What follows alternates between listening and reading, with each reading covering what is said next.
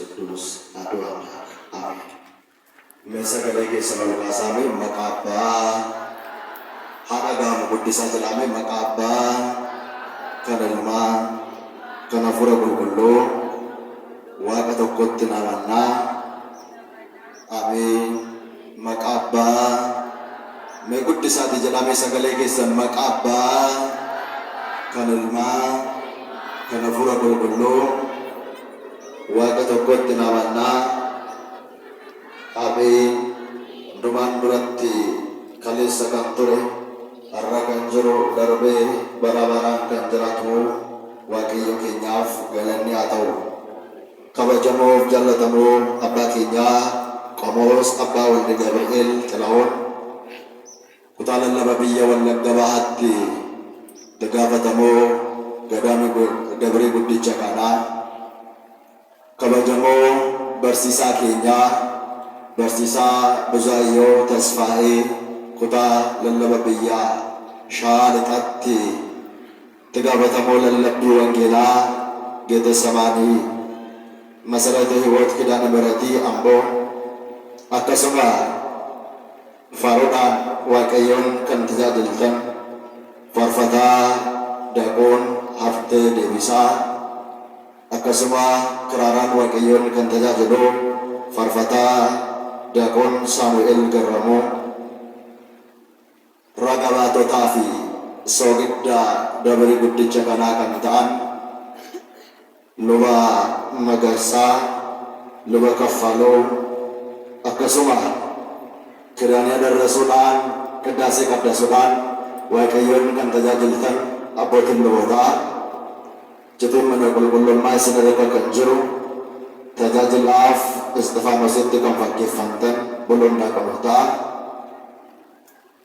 gonfoo bareedina mana qulqullummaa keenyaa kan taatan rifeensa lama kan argitan manguddoon abbootiin harmootiin mootummaa waaqayyootti kan fakkeeffamtan daa'imman akkasuma bakkee adda addaa teessanii sagalee waaqayyoo kana dhagahaa kan jirtan mana keessanis teessanii lafa teessanis teessanii sagalee waaqayyoo sagalee guddistuun kun gara gurra keessanii fidaa kan jiru nagaan isin gaafadhaa nagaa waaqayyoo akka mooltanii warri nagaa qabdanii nagaa gaafadhaa nagaa waaqayyoo akka mooltanii nagaa waaqayyoo akka biyoo nageessanii waaqayyoo abbaan nagaa isaan olaatee inni fayyisaan fayyina barruusaarraa nu badhaasee afuroon namootaaf du'aa baay'een du'uu keenyaaf baduu keenya osoo barbaadanii du'uu keenya osoo hin taane jiraachuu keenya labsee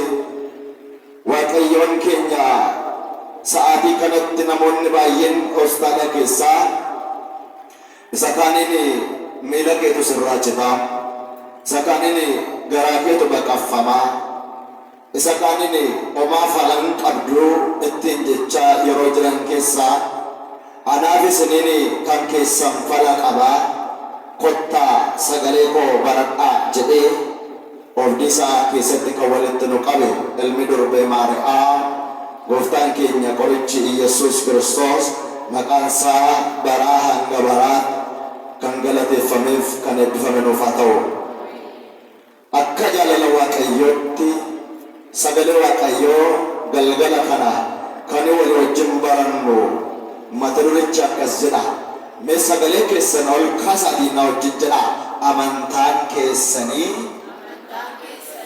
mee warri hin dhumne manatti haa dhagaani guddisaa jedha amantaan keessanii humna waaqayyoorra malee ogummaa namaarra hin dhaabbanne mata duree kana walii wajjin baranna waaqayyo nu barsiisuun jaalala isaa nuuf haa ta'u sagalee ulfaataa fi jabaataa kanaa erga Phaawulos gara warra Qorontositti isa ergee isa tokkoffaa boqonnaa namaa lakkoofsa 5 gubbaadhaa arganna sagalee kanaa kan dubbate biyya lafaa keessa yeroo ture yeroo jaalalli Kiristoosiin hin ta'initti dhugaan waaqayyoo yeroo hin galiniifitti kiristaanota hari'achaa kan ture maqaansaa Saa'ol jedhamaa kan ture Waaqayyo garuu Damaasqoon keessatti isatti dubbatee Saa'ol maaliif na ari'atta jedhee gara isaatti kan booji'ee maqaasaas kan giddateef qulqullicha Phaawulos dubbate. Qulqulluun Phaawulos saba Qorontositti ergaasaa gaafa barreessu jalqabuma akkas jechuudhaan jalqaba. Tokkoffaa Qorontos boqonnaa 2 lakkoofsa 1 gubbaadha. Yaa obboloota ko, ani yeroon gara keessan dhufe namoota kan biroo caalaatti dubbachuudhaan yookiis ogummaa agarsiisuudhaan dhoksaa Waaqayyoo isinitti lallabaa hin dhufne. Maal isinitti lallabaa hin dhufne jedhame? Maal isinitti lallabaa hin dhufne? Dhoksaa Waaqayyoo isinitti lallabaa hin dhufneedha. Haa ta'u malee yeroon gara keessan dhufe dhugaa Waaqayyoo gaafa isinitti lallabaa ture namoota kan biraa caalaatti dubbachuudhaan harraba tolfadhee ogummaadhaan akka ta'utti isinitti dubbachaa turre. Haa ta'u malee dhoksaa Waaqayyoo keessa galee iccita jiru naasofne, iccita jiru hin barsiifne jedha. Maal jechuu barbaadeeti? Barumsa barsiiseera saba kana. Har'a garuu gaafa dhufu kanaan dura waan hir'atetu jira, waan guutuu barbaadu qaba. Kanaan dura waan dubbate keessaa waan hir'ise har'a waan guutuu qaba. Iccitatu jira jechaa jira. Waaqayyoon iccita jiru dhuunfaa ibsu saba Waaqayyoo. Erga akkas jedhee booda amman isin bira turetti Iyesuus Kiristoos isa fannifame sana duwwaa beekuu koo akka mul'isuuf murtoo godheen ture. Kanan dubbachaa ture isa fannifame Kiristoosiin duwwaan lallabaa ture. Dhoksaan jiru garuu hin dubbanne. Har'as dhaloonni baay'een kan galuu fidide luqqisa tokkitti tokkoffaa Qorontos boqonnaa 1 lakkoofsa 23 gubbaarra jiru nyaatiin የተሰቀለው ክርስቶስ ይሰብካለውnis jedhu riisii kana fudhatanii kana qofaadhaan dogoggoraa kan turan hiikonsa yookaan dubbannaan Phaawulos waan isaanii galuu dideefidha. Maaliif lammaffaa Phexros boqonnaa 3 lakkoofsa 16 gubbaarratti akkas jedha. Ergaasaa keessa wanti namaan galle baay'een jira. Ergaasaa keessa wanti namaaf hin hubatamne baay'een jira. Haa ta'u malee ani dadhabbii sodaan rooma baay'eedhaan isin bira ture. Dubbiin koo, afaanni koo, lallabni afaan koos humni hafuurri Waaqayyoo akkana keessa jiru agarsiise malee dubbii ogummaa nama keessaa ba'uun hin turre.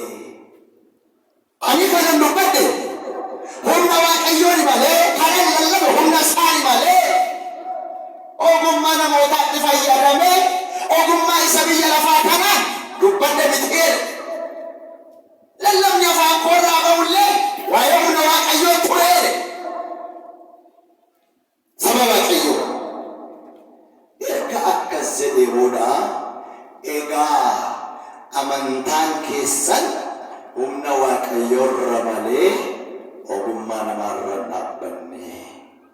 Mee warri shamarranii gara kana warra jirtan hundi keessan sagalee keessan ol kaasaatii warra dhiiraatti hin dubbanname amantaan keessan jedhame. Sagalee keessan guddisaa jira. Amantaan keessan humna Waaqayyoorra malee ogummaa namaarra dhaabbanne. Dhageessanii warra dhiiraa mee isin immoo jedhaani amantaan keessan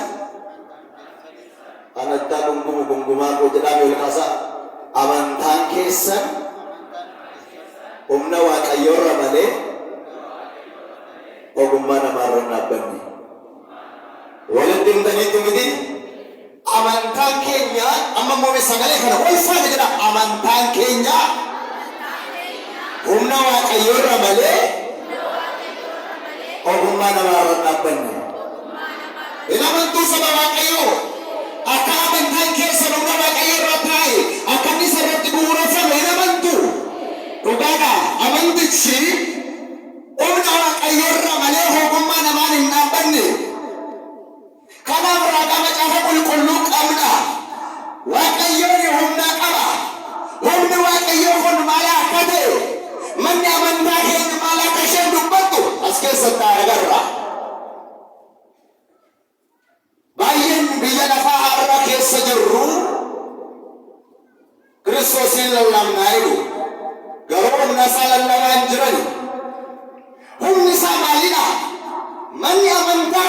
kan isheen irra dhaabatte humna Waaqayyoodha.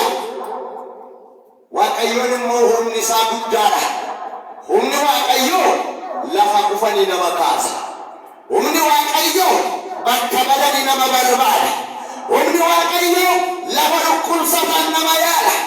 Humni eenyu? Jedhamee humni eenyu? Humni Waaqayyoo. Waaqayyoo humna qabeessa ta'uusaa tokkoffaa Qorontos boqonnaa tokko lakkoofsa 24 gubbaarratti akkas jedha. Warra Waaqayyoo waameef eenyuufiyyuu Kiristoos humnaa'e.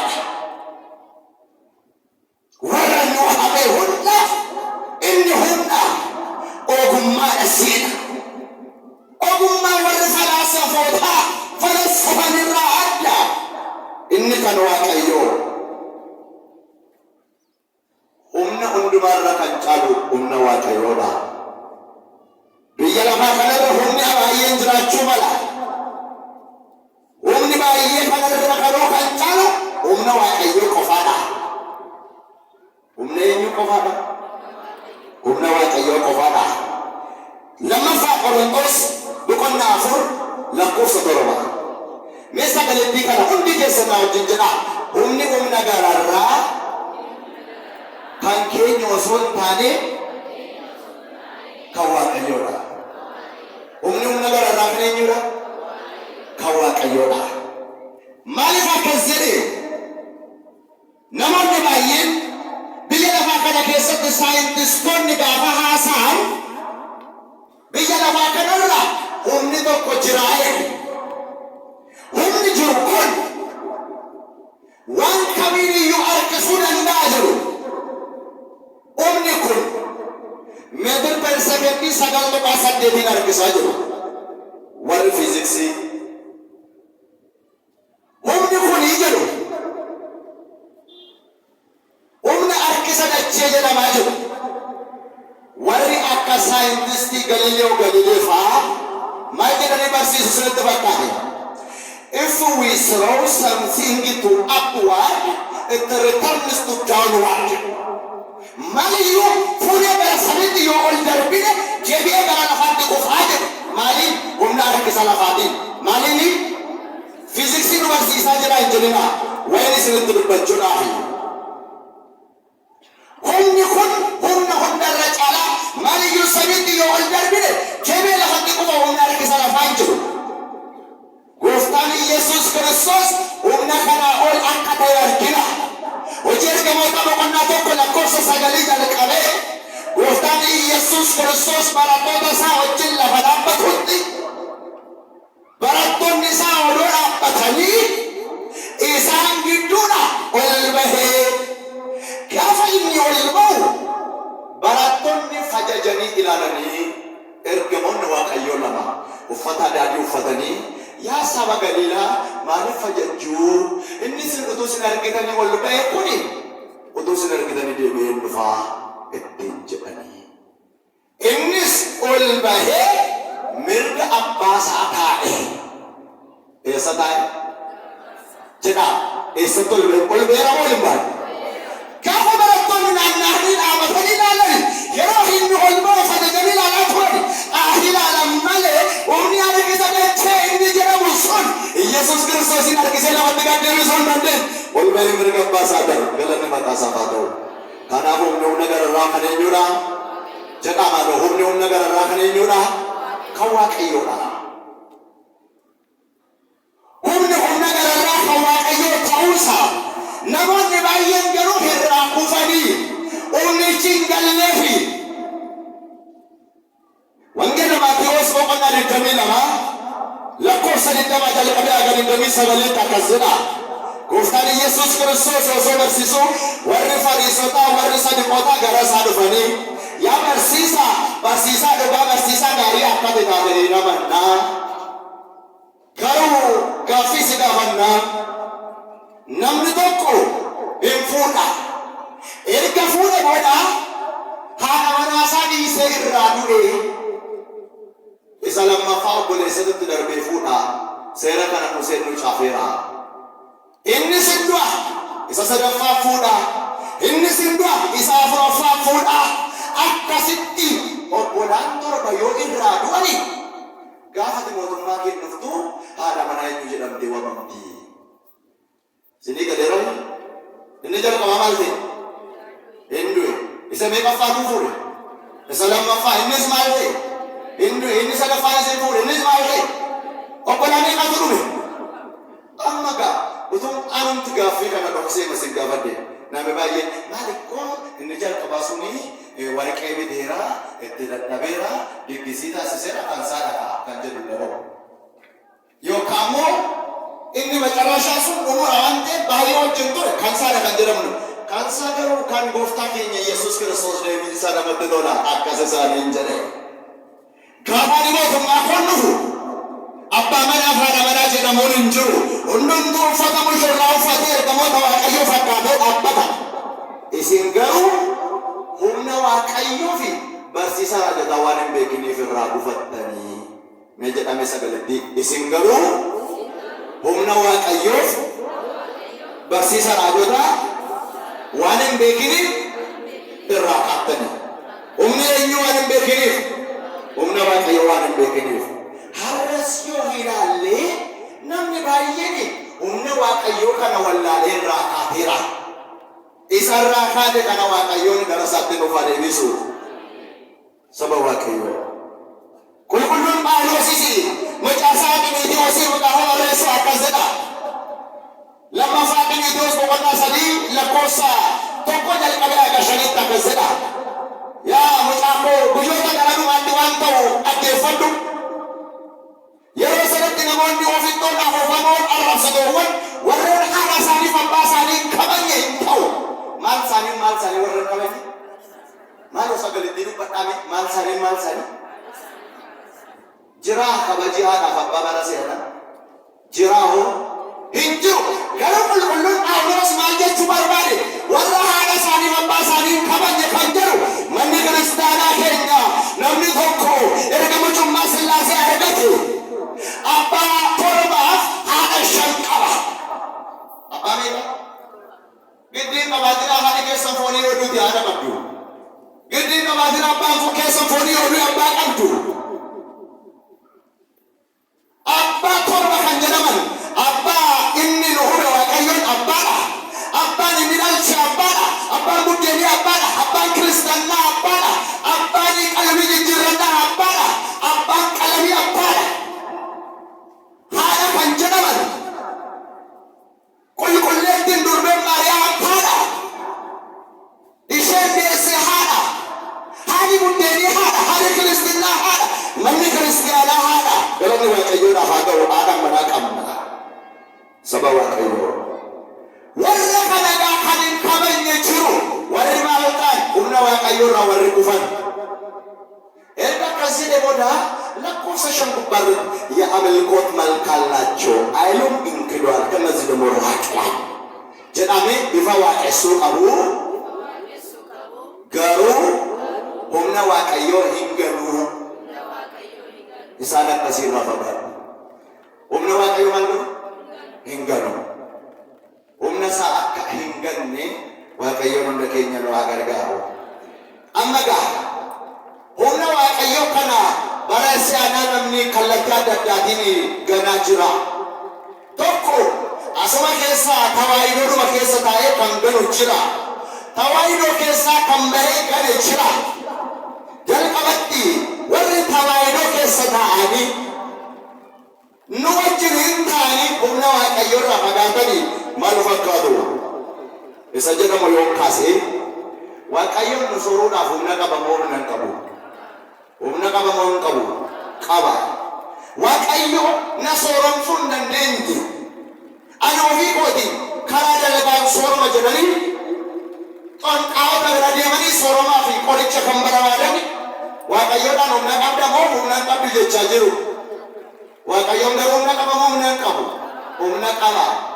Waaqayyoodhaan ati na bareechisuu hin dandeessu. Ati nan bareechine ani ofii koo na bareecha jedhanii kan waan adda addaa fuulatti qabbaatanii. Ati naa kennuu hin dandeenye jedhanii waan meeqa kan ofitti qaxxalan jiru moo hin jirani? Ishee Waaqayyoodhaan humna qabda moo hin qabdu jechaa jiru. Waaqayyoon dhiifama nuuf haa godhu. Waaqayyoon dheekkamaa oolla guyyaa guyyaa.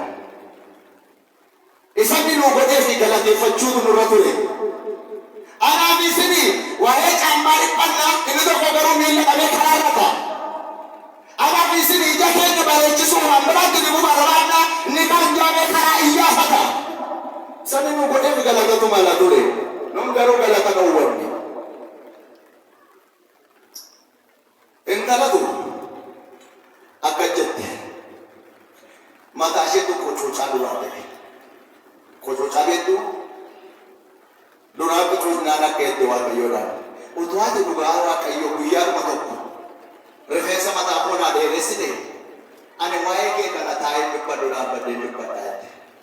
Tuti maallaa goote maalin godhu taa'ee dhibbadhu dhaabbadhee dhibbadhaa jette. Waaqayyo waan kadhatan hin kennamu hin kennu. Waaqayyonis ishii madaaluudhaaf rifeensa mataa naateef ganama gaafa irribaa kaatu rifeensi mataa ishee dheeratee booda ga'a. Waaqayyoodhaan galata kee hin jenne. Maaliin jenne? Galata kee hin jenne. Intalli kun rifeensa mataa ishee gaafa isheen ofirratti argitu tiibiitiin dhufeetti namni karaatti baatee lakkas gooti. Asiin akkas darbatteetu asiin ilaalti. Dhugaa jirtu asiin akkas darbatteetu asiin ilaalti. Maali ishii? Rifeensa ishii. Waaqayyo dargaggeessa fakkaateetti dhufe. Maali haa hin bareeddaam jedhe. Maal fakkaate? Thank you jedhe. Isa kenneen thank you hin jenne. Isa bareedda jedheenitu thank you jedhe. Maali rifeensa mataa kana immoo inuma sitti dhoobee miinaan tuusa kanaan dura immoo argite. Meeqaa fi isin gaafadha. Inni kanaan dura koomee gahaa moo gurra gahaa ture? Yee jennaan tuusa kanaan dura immoo argite jennaan akkasa kanaan duraa sana siifata horii meettuma battaasaa jiru. Akkasa kanaan duraa sana siifata horii jennaan utuu danda'ame jette. Nanda waaqayyo akkuma sana siifata horii ganama yeroo isheen irra baaqaatu isa duriitti deebi. Hin galateeffannu taananii koonuudhaan fudhata. Isanni nuu godhe galatatu ta'aa fi galateeffadha. Fayyaa qabaachuu keenyatti, baanee galuu keenyatti, teenyee ka'uu keenyatti, rafnee dammaquu keenyatti koo galatatu isaaf ta'a malee guyyaa guyyaan isaa haramsaa ooluu miti. Saba waaqayyo garuu humna qabeessa. Warreen kaan immoo warri lammaffaan waaqayyoon humna isaa akkamitti ganan isa jedhu humna waaqayyoo lafanni jiru ganani. Humni waaqayyoo jilbeenfiin hin taafi kabajni hin taafi. Humna waaqayyoo kana kabaja isaa balleessani ulfina isaa balleessani. Warri kam warri kaleessan wajjin turanii nu biraa bahan. Warri maal ta'ani? Mee sagalee kana magaalaan tina qabdee haa dhaga'u guddisaa tina wajjin jedha. Tokkoffaa Yohaannis boqonnaa 2 lakkoofsa 19 nu keessa turanii nu keessaa bahanii nu keessaa bahuun isaanii keenya waan hin ta'iniifi eessaa bahanii nu keessaa bahanii nu keessaa bahuun isaanii immoo kan keenya waan hin ta'iniif inni kan keenya ta'e dhaabbataa jira inni kan keenya ta'e barachaa jira. Saba waaqayyoo warreen kunidhaa warri bahan kuni waaqayyoon humna isaarraa buufatani waaqayyoon humna isaa galani. Filiphisiyoos boqonnaa 2 lakkoofsa 10 jilbi hundumtuu humna waaqayyoof haa jilbeenfatu. Jilbi hundumtuu eenyuuf haa jilbeenfatu? Humna eenyuuf haa jilbeenfatu? Humna waaqayyoof haa jilbeenfatu. Mee jalqabatti gaa humni waaqayyoo eessa jira? Namoonni immoo humna waaqayyoo kana akkamitti dhiisanii deemani? Isa kana tokko tokkoon gaafa laallu jalqabatti humni waaqayyoo ergamoota isaarra jira. Manni ortodoksii, manni amantaa ortodoksii tawaahidoo ergamoota waaqayyoo hin kabajji moo waaqessiti? Maal jettani? Maal jettani? in kabachi. Malu kabachi humna waaqayyo dirrejira. Humni waaqayyo kunimo kabajatu ta'afi. Namoonni baay'een egaa humna waaqayyo isa ergamoota irra jiru kana dhiisanii deeman. Akkamittiin irra jira humni waaqayyo isa jedhu gaafa laallu seera bahuun boqonnaa 23 lakkoofsa 20 jalqabee aga 23 karaa irratti akkasi eeguuf ani ergamaa koo si fuula dura nan ergaa maqaan koo humni koo isarra waan jiruuf isa duratti cubbuun hojjetin seera gootaati. Maali koo isarra waan jiruuf humni koo maqaan koo isarra waan jiruuf faarfannaa tokko maal jedhanii faarfatu maqaan kee ajaa'ibaa maqaa waaqaa qabaa ergamaa Mikaa'el jedhame ergamaa Mikaa'el siif galatan qabaa ishitti fufame na guddistee taati hamaarraa na eegdee maal jettan warra sin qabnee garaan koo maqaan kee ajaa'ibaa maqaa waaqaa qabaa maqaa waaqayyoo ergamaa waaqayyoo irra jira. Maqaan waaqayyoo immoo macaafa fakkeenyaa boqonnaa 18 lakkoofsa 10 maqaan waaqayyoo gimbii jabaadhaadha. Maqaan waaqayyoo humna qaba humnichi humna waaqayyoodha. Mikaa'el, Gabri'eel, Rufaa'el, Faanu'el, Uraa'el kan jedhu dhuma isaa El kan jedhu sun maqaa waaqayyoodha humna waaqayyoodha. Kanarraa fagaatanii kanarraa kufanii waaqayyoon jabeessee hunda keenya nu haa dhaabu. Kanaafidha saba waaqayyoo humni waaqayyoo inni ergamoota irra jiru kun maal hojjeta isaan maal kan jedhu akkuma sila jenne kabanyin taafi abboota firdii boqonnaa 13 lakkoofsa 17 gubbaarratti Maanu'eel dhala qabanii haadha manaa isaa wajjin waaqayyootti bu'aa gaafa turani haadhi manaansaa iddoo maasaa hojiitti ergamaan waaqayyootti mul'atee misiraachoo gaafatti dubbatu ergamaa waaqayyootiin agaasitti na eegi abbaa warraa koo waamiin filaatetti abbaa manaa ishee Maanu'eel fiddee ergamaa waaqayyoo gaafa dhaqee ergamaan waaqayyoo misiraachoo Maanu'eetti dubbatu akkas jedhe Maanu'eel akkasi kabanyuuf wanti ati jette kun gaafa raawwatu akkasi kabanyuuf maqaan kee eenyu akka maal si goonuuf akkasi kabanyu in kabajamu isaan jechuudha. Akkasi kabanyuuf maqaan kee eenyu kabanya akka ta'u lammaffaa Phexros boqonnaa 2 lakkoofsa 10 warri addaggeen ergamoota waaqayyoo warra waaqa keessaa in arrabsu malee in safeeffatanidha. Warri addaggeen ergamoota waaqayyoo warra waaqa keessaa in arrabsu malee maaliin godhani waaqayyoof galanni haa ta'u malee nun hin safeeffanne kabanya. Maaliif kabanya seera lakkoofsaa boqonnaa 22 lakkoofsa 1 jalqabee haga lakkoofsa 32 akkas jedha.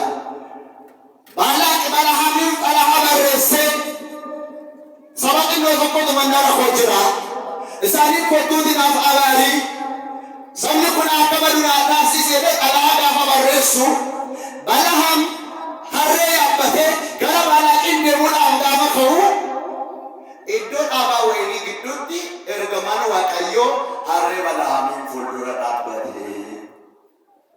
Akkana jirtuma malatti galatanii waaqayyo hunda keenya duukaa jiraatu. Ilaala. Balahaam harree yaabbatee deemaa jira. Mee qalbii keessa duukaa taasisaa.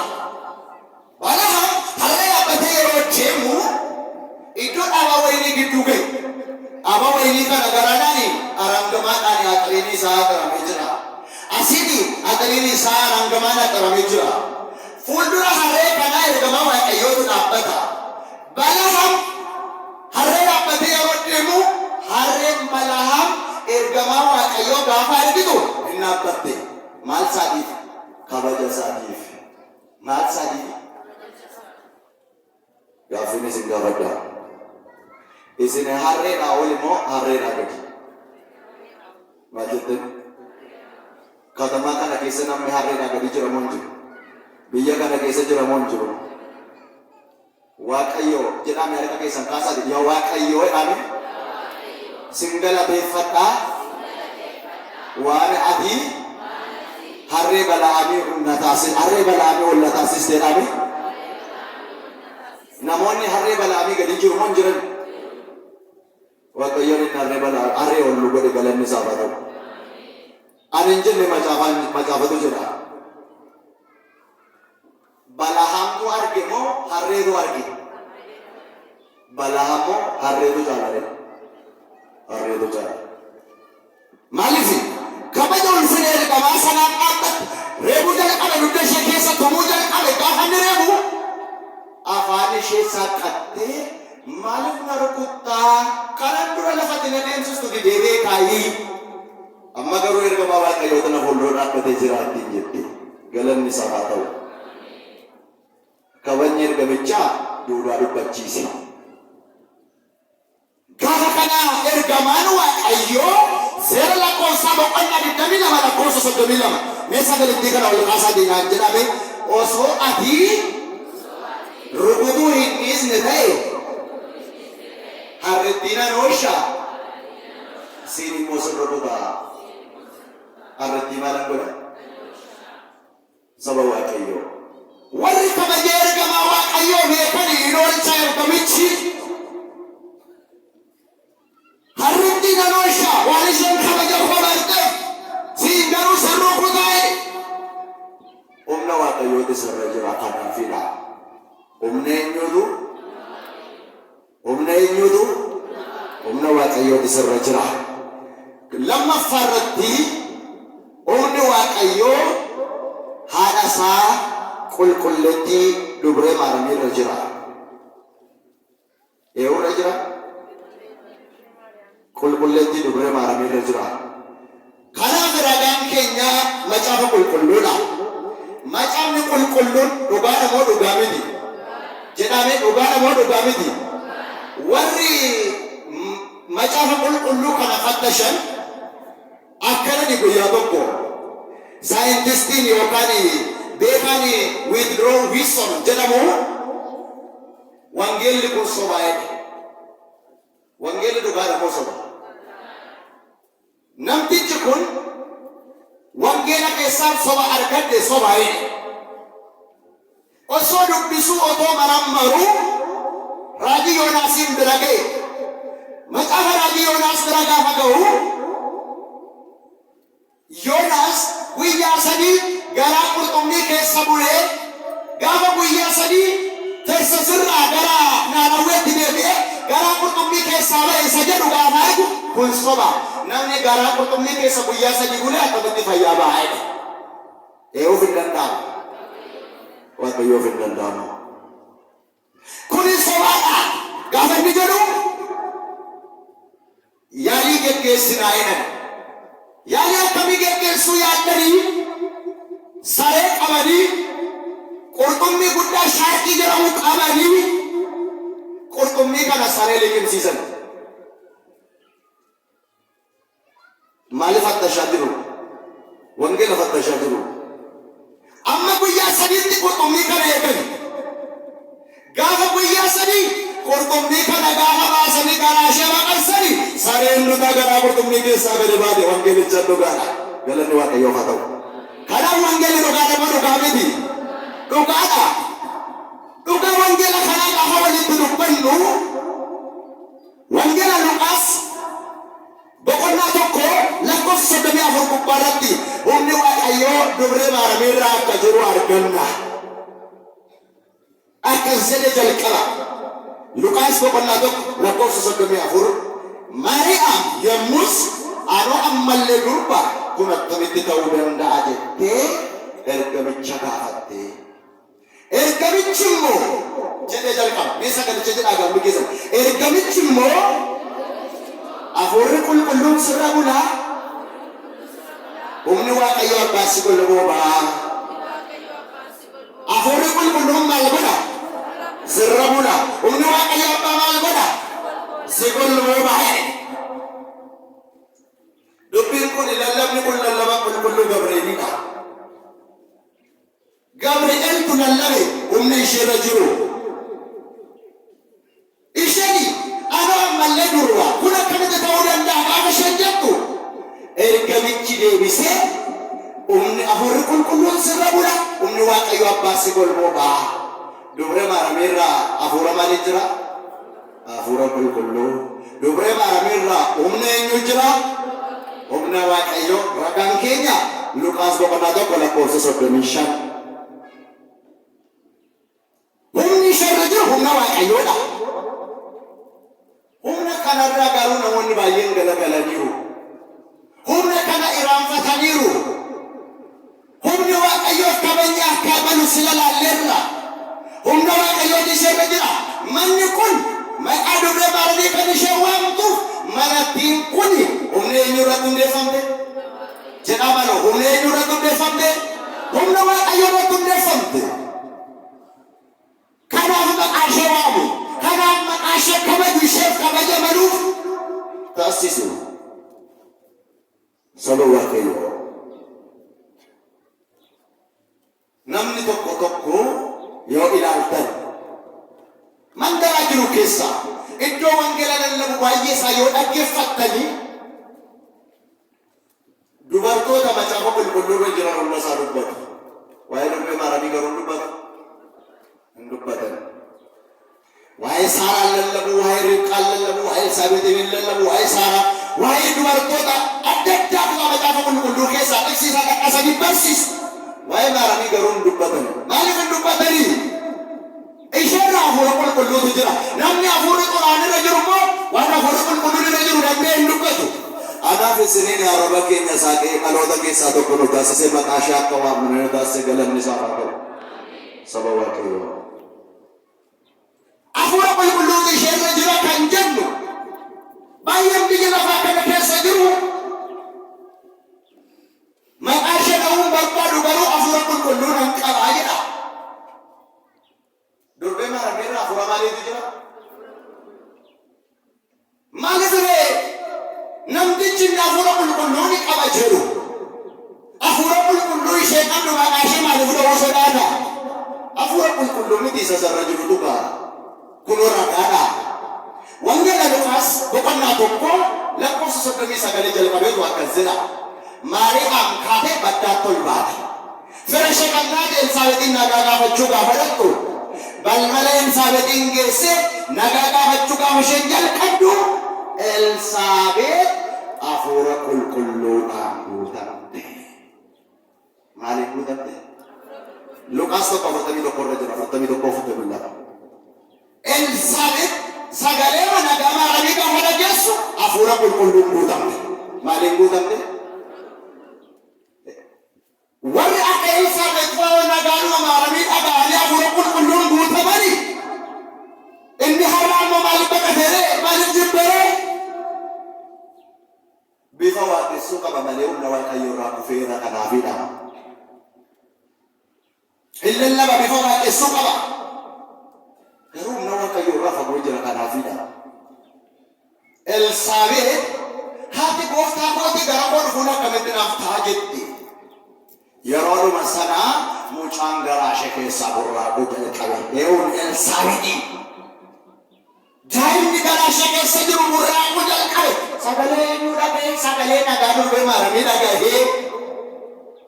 Gaafa kana Elsaabeet lakkoofsa 44 gubbaarratti akkas jette. Akkuma sagaleen nagaa kee gurra kootti seenee mucichi garaa koo keessaa burraaqee. Sagaleen nagaa maaramii ulfa garaa keessa jiru haasofsiisa. Hin badee mamma siyaana malee koo dur eenyuun si haayiftu jedhama? Jedhama eenyuun si haayiftu jedhama? Kana duwwee dhabee weeddiyyuu qaba ture. Harmooliin nagargaara sanii sanii weeddisuuf iyyuu turatanii. Sunkoo shanammaarratte yeroo rakkoo shanna waammatte maaliif na irraanfatte jette maaramin jedhe. Amma akkuma irraanfataman malee namatu dagateen malee. Kanaaf iyyuu immoo bee amma gamaaramii waamuun isa feera amboodhaan si waamudha.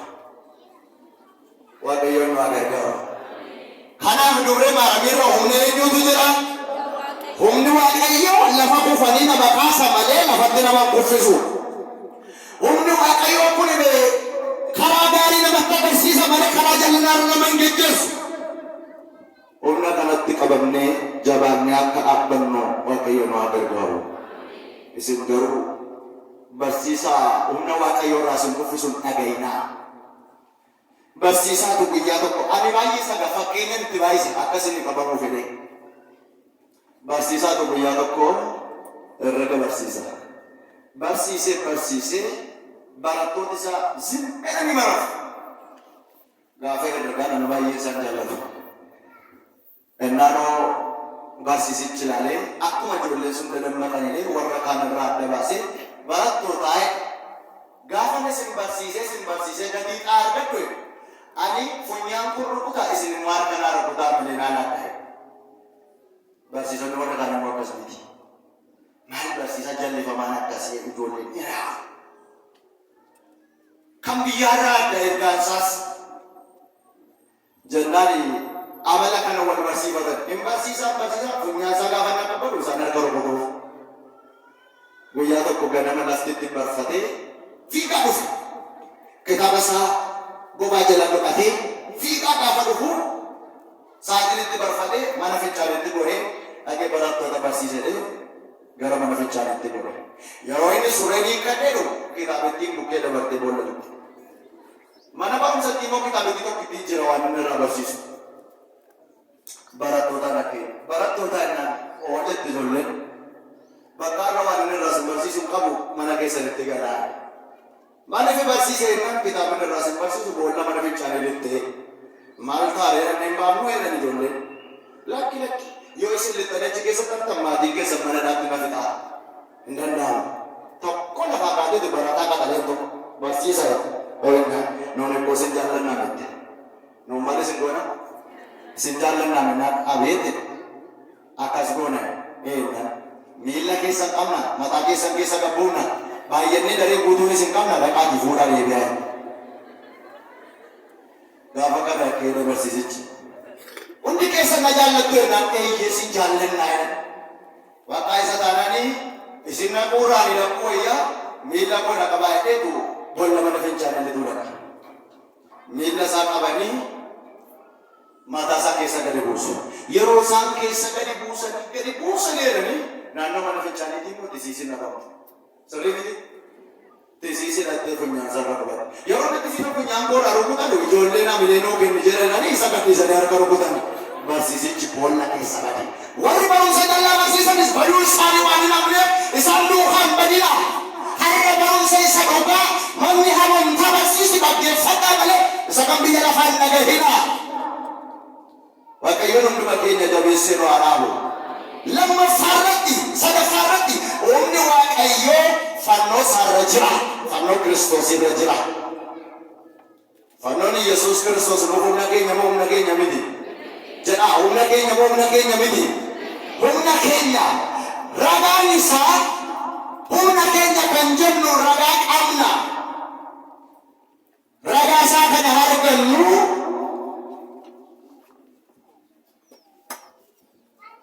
tokkoffaa Qorontos boqonnaa tokko lakkoofsa 18. Nuun warra itti amanuuf fannoon humna Waaqayyoodha. Tokkoffaa Qorontos boqonnaa tokko lakkoofsa 18. Nuun warra itti amanuuf fannoon humna Waaqayyoodha. Humna eenyuudha? Humna Waaqayyoodha. Manni amantaa kun immoo humna eenyuurratti hundeeffame? Humna Waaqayyoodha. Kanaaf fannoo Kiristoosiin kabanya. Kanaaf fannoo Kiristoosiin jaallanna. Humna eenyuutu irra jira? Humna Waaqayyootu irra jira. Inni muka of jajjiinsa keenya. Namoonni baay'een garuu muka fannoo kana jibbaniiru. Yookaan fannoo kanarraa galagalaniiru. Garuu fannicha irra humna eenyu jira? Humna Waaqayyootu jira. Filiphisiyoos boqonnaa 3 lakkoofsa 16 haga 18. Waa'ee jaraaf tokko kanaan dura isinitti dubbadheen ture. Amma immoo imimmaanii nan isinitti dubbadha. Isaanii diina fannootii waaqni isaanii garaa isaaniitii ulfinni isaanii wayyaa isaaniitiidha. Isaan diina fannoodha. Waaqni isaanii maal isaaniiti? Garaa isaaniiti. Kabajni isaanii wayyaa isaaniiti. Waa'een isaan karaan dura sirriitti ture amma immoo bowwaan sirriitti maa'ee warra diina fannoo kana ta'aniif qulqulluun Phaawulos akkas jedhe ani fannoo gooftaa kootii malee waan ittiin hojjetu qaba. Galaataa boqonnaa jaarraa goofsa kudha afur jedhame hundi keessatti fannoo gooftaa kootii malee waan ittiin hojjetu qaba. Maaliin hojjechu? Nama hojjechuu tokko immoo argitaniitti laata. Warqee harkatti uffatti yoo ta'e laakka jedha. Argaa jirtu? Maal isaatiin hojjechaa jira? Maal isaan hojjechaa jira? Warqee isaan nuun garuu maaliin hojjenna? Fannoo isaatiin hojjenna. Fannoon kun immoo akka uffannu akka qaama keenya irratti uffannu ragaa qabna. Eeyyee ragaa qabna. Ragaan keenya lammaffaa Qorontos boqonnaa 4 lakkoofsa 8 jalqabee akkas jedha. Lammaffaa Qorontos boqonnaa 4 lakkoofsa 8 jalqabee karaa hundumaa irra akkanna garuu badduun baanu waan goonu wallaalla garuu abdiin kutannu hin ari'atamna garuu hin gatamnu lafaan dhaamna garuu achumatti namnu Iyesuus jiraataa ta'uu isaati. Dhaabni keenya jiraachuu isaatiin akka mul'atu yeroo hundumaa milikkita du'atti geeffamu Iyesuus fannoo isaa dhaabna keenyatti baatannee na deemnaa. Waaqayyoof galannaa ta'u. Ragaa qabna moo ragaa qabna? Qabna. Kanaaf manni kiristaanaa kun humna Waaqayyoo irratti hundeeffame. Adaraa saba Waaqayyoo wanti bara siyaanaa isin hin goyoomsin. Polotikaan dullooman siyaanaa isin hin goyoomsin. Wanti biyya lafaa kana keessa jiru isin hin goyoomsin. Amantaan tawaahidoo dhugaadhaa irraa galangalinaa. Hundumti isaayyuu daraba kan inni dabarree Waaqayyoodha. Mana kiristaanaa kanaaf alkidaan isaadha. Waaqayyoon hunda keenya jabeessee nu haa hunduma keenya wajjin haa ta'u. Amantaan keessan humna Waaqayyoo irra malee ogummaa namaa irra hin dhaabbanne jedhee Waaqa nu barsiise Waaqa nu gorse galanni isaaf haa ta'u. Arras yeroo laata